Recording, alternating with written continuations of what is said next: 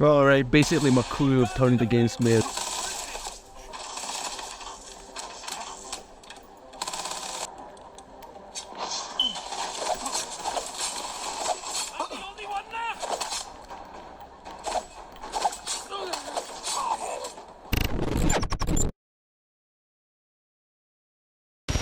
Starfield running on the Steam Deck. An experience that's actually left me utterly amazed. Now, let me set the record straight. I'm not claiming that you'll achieve high settings at a silky smooth 60 frames per second on this handheld marvel. Let's be realistic. But what's truly mind-blowing here is the fact that Starfield is running at all on a handheld device, and not just running exceptionally well based on my first-hand experience. And for those skeptics who argue that Starfield isn't a good fit for the Steam Deck, I wholeheartedly disagree. I've seen some players struggle with subpar settings and then question the capabilities of this device. However, I believe that there's a better way to experience this game without resorting to mods or sacrificing quality.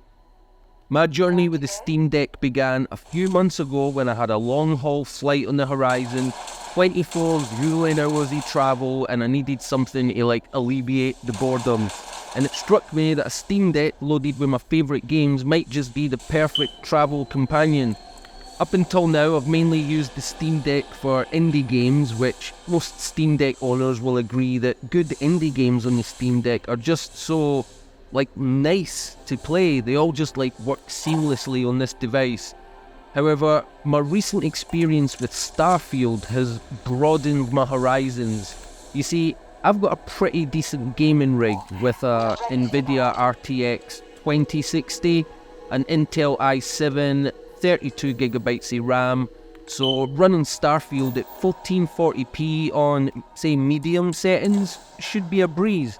Achieving 60 frames per second should be well within reach. But here's the catch. Starfield demands a modern CPU, and my 4th generation Intel i7 falls short of the recommended specs by a long shot. I think they recommend 11th or 12th generation or better. So, it's a similar story with Star Citizen. Both of these games heavily rely on the CPU, not just the GPU.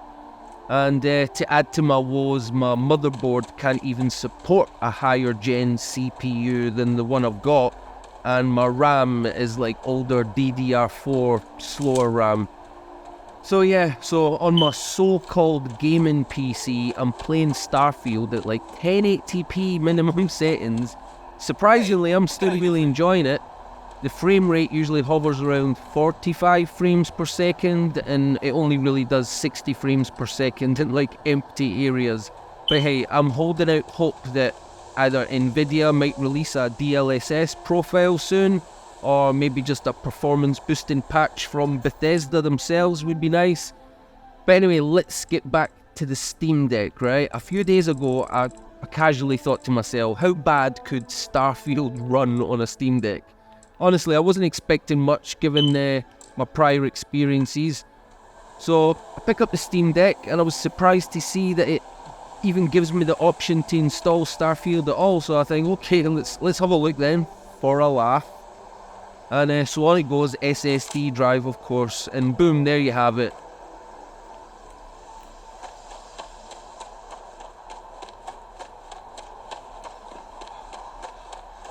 You should inspect your ship for heat leeches every couple landings. They'll cause plenty of havoc if left unchecked.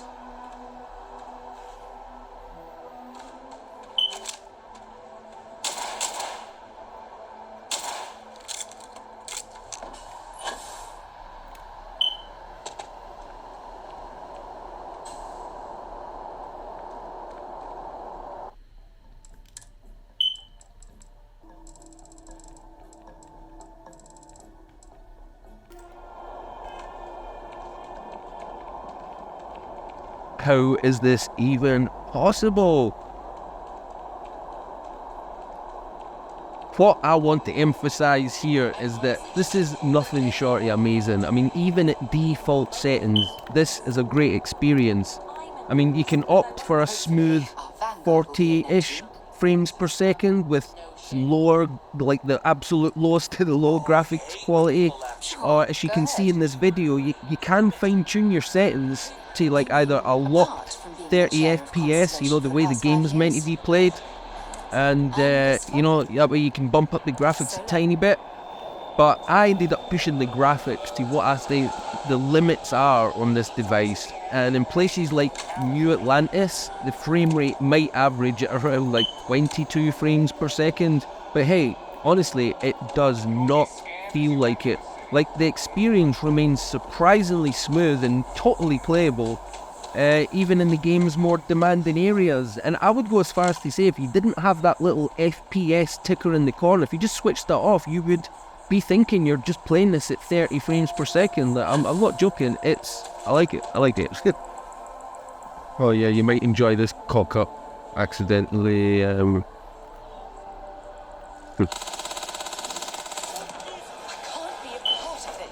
But I'm like, oh no, I don't want to kill anymore. Figure I better just get back to my ship, eh? Get over here.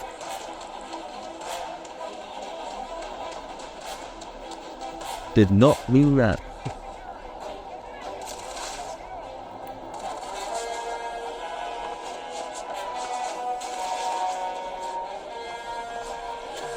Right.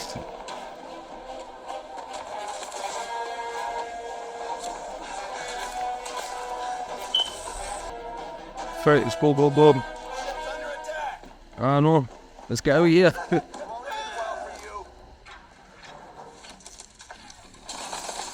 The hell is that?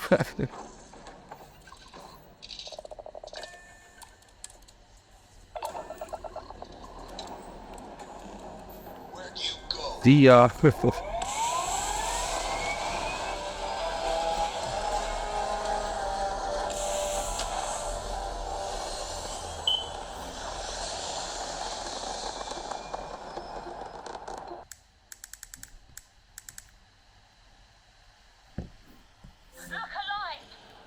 Oh, and not that it makes any difference, but I'm a mouse and keyboard guy.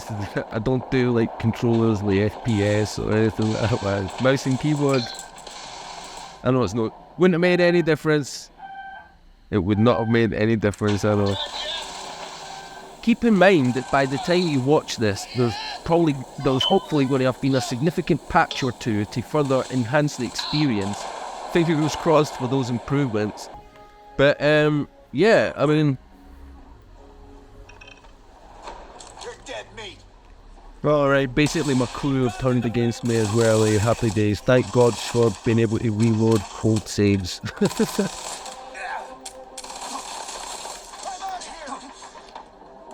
I don't even really have much more to say. It's just I seen some videos uploaded within the past 24 hours really putting this Starfield Steam Deck experience in a bad light.